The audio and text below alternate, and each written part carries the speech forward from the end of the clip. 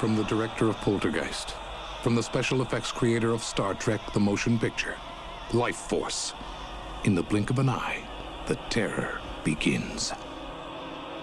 Hey guys, I'm Matt from Let's Talk, and I just got finished watching Life Force on 4K. But before we talk about that, if you guys like 4K Blu-ray reviews, movie reviews, TV show reviews, and some video game and tech when we have access to it, then consider subscribing to this channel and liking this video because that's the best way to help us out. So, Life Force was a movie from 1985 directed by Tobe Hooper, who directed movies such as The Texas Chainsaw 1 and 2, Poltergeist, Funhouse, and he's got a very long list of fantastic movies that he's directed, very successful movies. And this is no exception. So this is my first time ever seeing Life Force, and I was very interested in it, and this is a Scream Factory, Shout Factory release. So generally when a boutique label like Scream Factory, Shout Factory, Arrow Video, Criterion, when they put out a movie on a special edition Blu-ray or 4K, it's usually significant in some way or another. And this was a pretty good sci-fi movie from the 80s.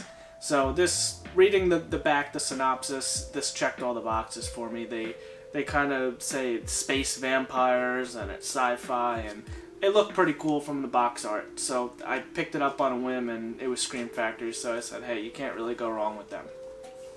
So this was my first time watching it.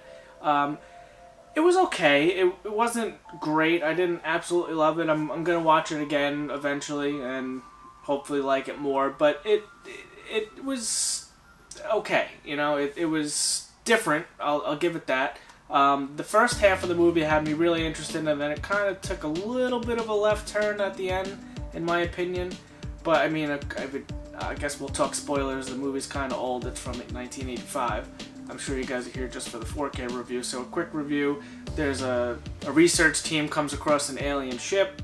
They find these humanoids, which basically they suck the life force from a person, and that's how they get energy.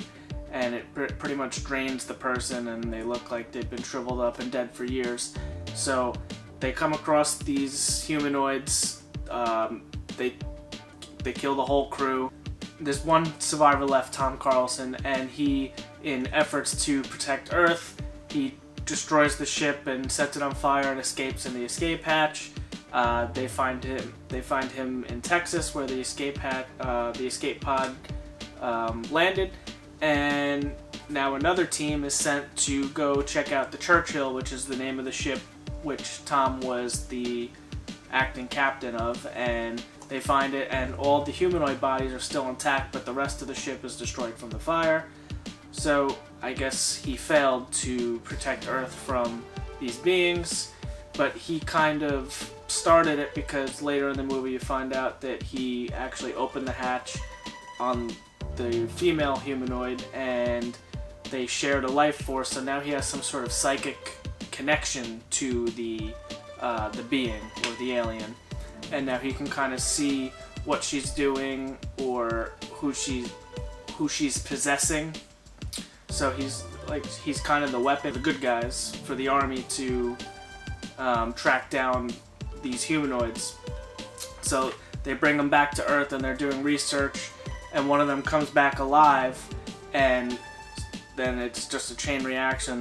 They start infecting everybody in the research compound and the space research facility that they're in, and then they escape, and now they're spreading all throughout London, and it's up to Tom and the other doctors to track down this female humanoid and stop her from, I guess, in a sense, taking out all the population of London and perhaps the world. So that's basically the gist of the movie, and at the end they can only kill them with this iron sword that has lead in it or something like that. I don't know the exact details of that, but that was a stab through the heart was the only way. I guess the vampires are stabbed through the heart with a wooden stake, so I guess that was their twist on it. So, you know, and then it kind of just ended. You know, like, I mean, there was a resolution. He was supposedly part of this humanoid, because that's why they were able to communicate telepathically, because he gave some of his life force to her, but he took some of hers somehow, and they were like one being, she said. So it was a little weird, but he ended up sacrificing himself to kill the last humanoid, and then they went up into space to the ship and in a big beam of light, and it kind of just ended from there. So it was a little strange. It was okay. It wasn't terrible. It's an 80s sci-fi flick, so I mean, if you're into that, you might enjoy it. I will watch it again. It wasn't terrible. It's definitely worth a watch. But now let's talk about the Scream Factory release. So like I said earlier in the video, Scream Factory does excellent work. Well, Shout Factory, Scream Factory is their horror section or division. So this fell under the Scream Factory logo because I guess it's got some horror elements and it's the sci-fi. So anyway, Scream Factory, they do fantastic work on their Blu-rays and 4Ks. This is a new scan from 2021. It's a 4K scan of the camera negative, and it looked pretty good. I watched it on my OLED TV, and this also has a Dolby Atmos track and a 5.1, so you can choose between your audio setups. But the Dolby Atmos, they sounded pretty good. You know, it's an older movie, so you got to take that in account that they didn't have that technology at the time, but it sounded good. I heard some stuff from the rear speakers, but the visually it looked good. You know, it was a good, clean 4K scan, and it looked probably the best this movie ever has and ever will look. And that's basically it for visual and audio. The packaging, you get a nice little slip cover, and then your basic 4K box inside, but you also have the theatrical cut on 4K, the theatrical cut on Blu-ray, which is also the new 4K scan, downgraded to a 1080p Blu-ray disc, and then you have the director's cut of the movie on Blu-ray. I did not watch the director's cut. I only watched the 4K disc, and this was my first time watching it. The special features are on the Blu-ray disc. They are not on the 4K disc, so keep that in mind. But there's some interviews with Tobe Hooper, and there's a few other pretty cool special features. There's an audio commentary.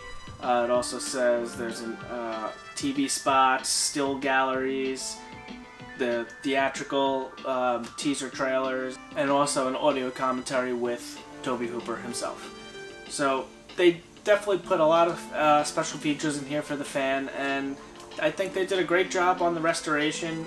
The 4K picture looked great. The Atmos sounded pretty good. Again, it's an older video, so it's not going to be Godzilla, King of the Monsters, and Godzilla vs. Kong. It's not going to sound like that, or Ambulance, but it's not bad for a 1985 sci-fi flick. So that's what I thought about the movie. I thought the film itself, I would give maybe a 5.5 out of 10, maybe a 6. It was worth a watch. I enjoyed it for the most part, and I think Scream Factory knocked it out of the park with their release, because this is definitely the best this film will ever look. So if you guys made it that far into this video, if you guys made it this far into the video, I just want to say thanks. And if you could give this video a like, that's the best way you can help us out. And also consider subscribing if you like reviews like this on 4Ks, Blu-rays, games, movies, and some tech along the way when we have access to it. But until next time, have a good one, guys. Take it easy.